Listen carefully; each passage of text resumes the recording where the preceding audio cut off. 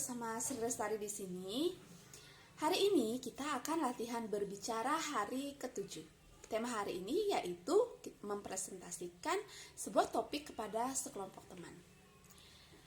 Topik yang akan saya presentasikan pada hari ini yaitu tips mengelola keuangan, salah satunya dengan metode 50-30-20. Pernah nggak sih teman-teman merasa kok gaji sebulan itu cepet banget ya habisnya, apalagi kalau kita gajinya masih dengan batas UMR. Nah teman-teman, berikut kita akan bahas bagaimana metode pengelolaan keuangan, khususnya yaitu metode 50-30-20. Metode 50-30-20 ini merupakan cara membagi penghasilan bulananmu ke dalam ketiga kategori. Pertama yaitu kategori kebutuhan, terus keinginan, tabungan, atau investasi. Nah, di sini kita harus membedakan apa itu kebutuhan dan apa itu keinginan. Antara butuh dan ingin itu kita harus bedakan ya teman-teman. Nah, ini contohnya, asumsinya gaji kita itu adalah 3 juta per bulan. Jadi kita harus mengalokasikan pengeluaran kita menjadi ketiga kategori, yaitu pertama kebutuhan, kedua keinginan, ketiga yaitu tabungan atau investasi.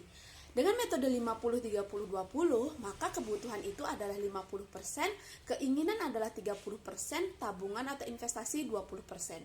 Kebutuhan dengan gaji 3 juta ini, jika kita ambil kebutuhan 50%, maka untuk alokasi anggaran kebutuhan bulanan kita yaitu 1.500.000, keinginan 30% menjadi 900.000, dan tabungan atau investasi 20% menjadi 600.000. Jadi totalnya 100% 3 juta. Seperti yang saya katakan sebelumnya, bahwa kita harus mampu membedakan antara kebutuhan dan keinginan. Kalau kebutuhan itu adalah sesuatu yang tidak bisa kita tunda sama sekali, yaitu kebutuhan pokok yang memang harus ada setiap bulannya. Seperti belanja mingguan untuk makanan dan minuman, kemudian listrik, kebersihan, transportasi, pulsa HP atau kuota, dan biaya lain-lain yang memang harus ada di setiap bulannya. Sedangkan yang kedua yaitu keinginan. Keinginan adalah sesuatu yang bisa kita tunda atau tidak ada sama sekali. Contohnya keinginan yaitu beli baju baru. Beli baju baru itu bisa kita tunda dan memang bisa kita tidak sama sekali lakukan beli baju baru tersebut. Contoh lainnya yaitu hiburan, yaitu seperti nonton bioskop atau misalnya kita langganan Spotify misalnya. Selanjutnya yaitu kategori yang ketiga adalah tabungan atau investasi, di mana di sini adalah alokasinya 20%. Nah, di sini kalau kita menabung atau investasi, jadi kita membiarkan uang yang bekerja untuk kita. Contohnya tabungan adalah tabungan berjangka ataupun tabungan biasa, sedangkan investasi misalnya ada di investasi di reksadana atau di saham. Orang bijak pernah berkata bahwa jangan pernah menaruh semua telur di dalam keranjang yang sama. Artinya kalau kita investasi, kita harus ada diversifikasi investasi. Jangan pernah investasi di dalam satu jenis investasi saja. Ini untuk mengurangi risiko ya teman-teman.